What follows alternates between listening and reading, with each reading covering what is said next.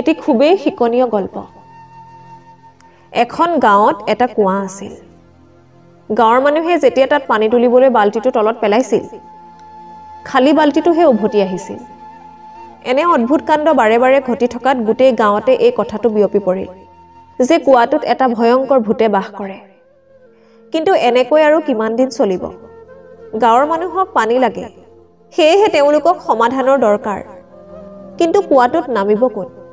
কোনেও কুঁৱাটোত নামিব বিচৰা নাছিল। সেই সময়তে গাঁৱৰ এজন যুৱক কুঁৱাত নামিবলৈ ৰাজি হ'ল। তেওঁ ক'লে, মই কুঁৱাটোত নামিম। মোৰ কঁকালত এডাল ৰছী বান্ধি মোক নমাই দিয়ক। কিন্তু মোৰ এটা চৰ্ত আছে। ওপৰত ৰছী ধৰিবলৈ আপোনালোকৰ লগতে মোৰ মা দেউতাও থাকিব লাগিব।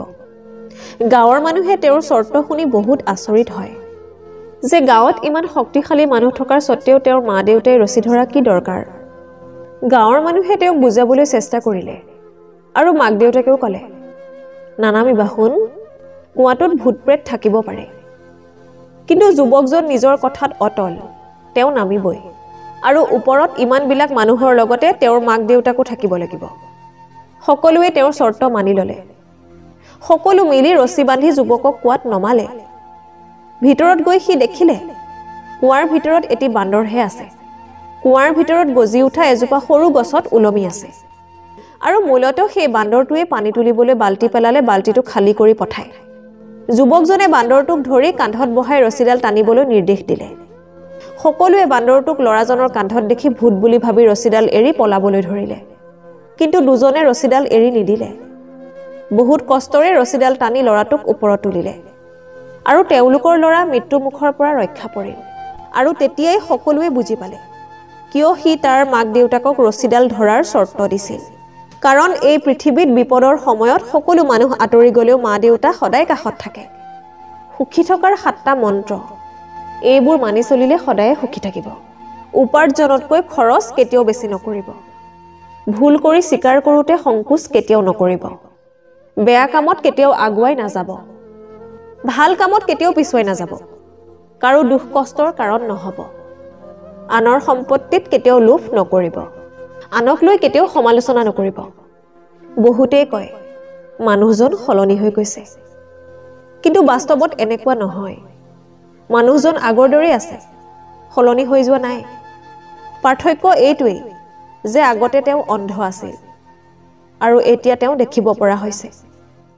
এদিন আপোনাৰ সৃষ্টিকৰ্তাই আপোনাৰ হৃদয়ত সাঁচি থোৱা কথাবোৰ সুখলৈ পৰিণত কৰিব। আপুনি মাথো ধৈৰ্য নেহেৰুৱাব, নিৰাশ নহ'ব কেতিয়াও। বেয়া সময় গোটেই জীৱন নাথাকে, কিন্তু বেয়া সময়ত যিসকলে বেয়া ব্যৱহাৰ কৰে তেওঁলোকক গোটেই জীৱন মনত থাকি যায়। অতি সোনকালে খং কৰা মানুহবোৰৰ মনত বহুত ভালপোৱা থাকে, কিন্তু সকলোৱে সেইটো বুজিব নোৱাৰে। খং আৰু জেদ কমাবলৈ শিকক, কাৰণ এই খঙৰ কাৰণেই বহুত ভাল সম্পৰ্কও এদিন শেষ হৈ যায়। খং, অভিমান, অভিযোগ মূৰ্খ আৰু নিৰ্বোধসকলেহে কৰে। বুদ্ধিমান সকলেতো পৰিস্থিতিৰ পৰিৱৰ্তনত বুদ্ধি আৰু কৌশল প্ৰয়োগ কৰে। জিন্দা থাকোঁতেই মানুহে নিন্দা কৰে। লাচৰ প্ৰশংসাটো শত্ৰুৱেও কৰে।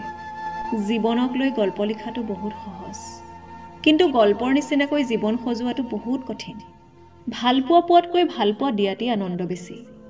সকলোৱে কয় কাৰোবাক কষ্ট দিলে গোটেই জীৱন সুখী থাকিব নোৱাৰি, কিন্তু বাস্তৱত দেখা যায় সুখী তেওঁলোকেই থাকে যিসকলে আনক কষ্ট দিয়ে। সত্যৰ পথ কঠিন, কিন্তু এটা সুবিধা আছে, সেই পথত ভিৰ বহুত কম থাকে।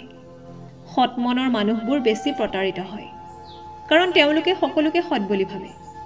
সম্পৰ্ক তৈয়াৰ কৰাও সহজ আৰু ভঙাও সহজ। কঠিন মাথো সম্পৰ্ক বজাই ৰখাটো। আপুনি গোটেই পৃথিৱীৰ সৈতে যুঁজি যিজন মানুহৰ পক্ষত কথা ক'ব, এদিন সেই মানুহজনে আপোনাক সময়মতে চিনিও নাপাব।